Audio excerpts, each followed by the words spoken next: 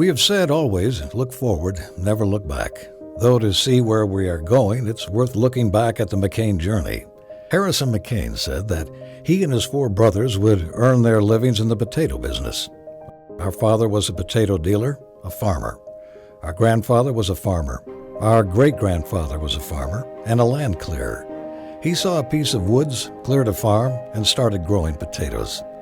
In the 1950s, Harrison and Wallace Mccain, who knew nothing about the frozen food business, started a company with the hope to someday make $1 million. They made their first French fry in 1957 out of Florenceville, and the rest is history.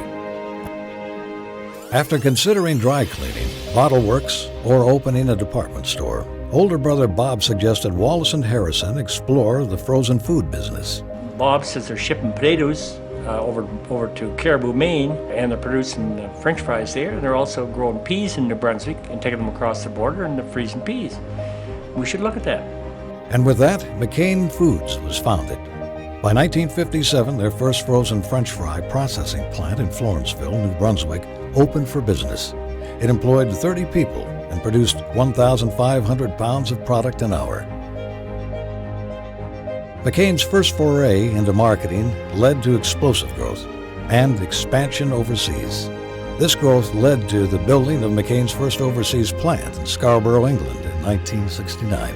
We identified a market or a potential market. We started shipping product in, hired some salespeople, and built up a business. Once a critical mass was reached in an area where potatoes could grow that were suitable for processing, McCain built a factory, then supplied the market locally, and from there started exporting from that country to another one. This expansion model would be the framework for McCain's global growth. The attitude of drinking the local wine allowed McCain to immerse themselves in local customs and traditions while establishing themselves within the culture. The shift in culture heading into the 1970s only helped cement McCain's dominance in the market. Eating habits were changing in and out of the home as modern supermarkets were introducing the option of frozen meals to the masses. McCain's 1975 introduction of the Super Fry turned the industry upside down.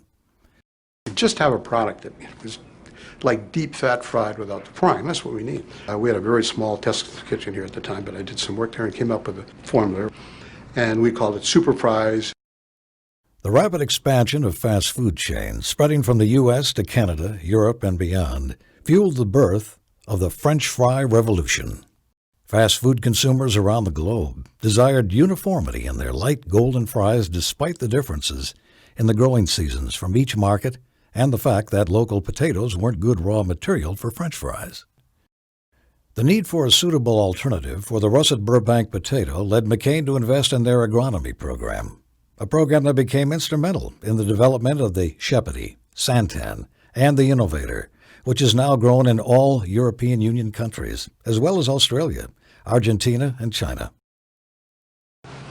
McCain, the shareholders, the founders, have always believed strongly in agronomy and agriculture, and they will spend time and effort to investigate a new country, where to understand the raw material implications, the cost, the quality, before making a final decision on where to build a factory. As Harrison said in the past, once said, if you don't have agronomy right, nothing else matters. Another culture shift which helped bring growth to the McCain brand was the widespread adoption of the microwave. In 1985, microchips were launched, making people's favorite food even more convenient. This strategy led to the fastest growth in the UK chip market in a decade. McCain plants began expanding across the United States, Canada, Australia, UK, Netherlands, Argentina, and entered new territory with a plant in New Zealand.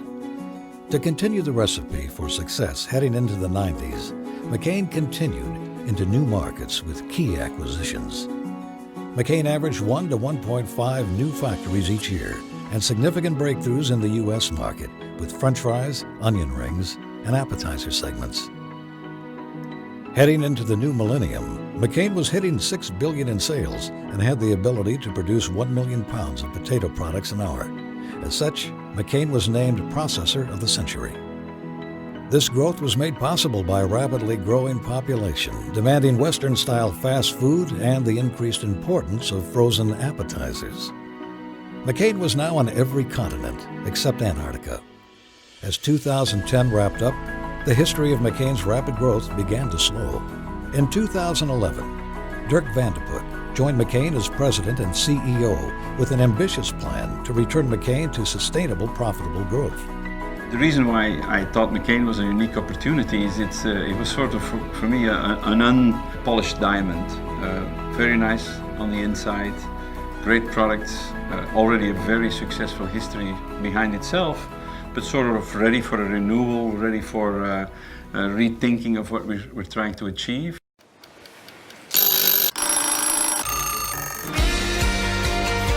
These plans have brought about a key focus on cost, ensuring our ongoing competitiveness and the ability to invest and expand our business. We have even come full circle and begun expansion in our Florenceville plant, where it all began 60 years ago.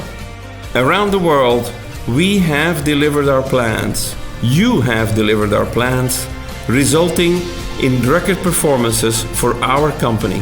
With 47 plants and 20,000 Mccainers worldwide, a presence in over 160 countries, and sales of $8.5 billion, we have come a long way since the McCain brothers started the company in 1957. They say success is a journey, not a destination. We continue that journey together, right here, right now.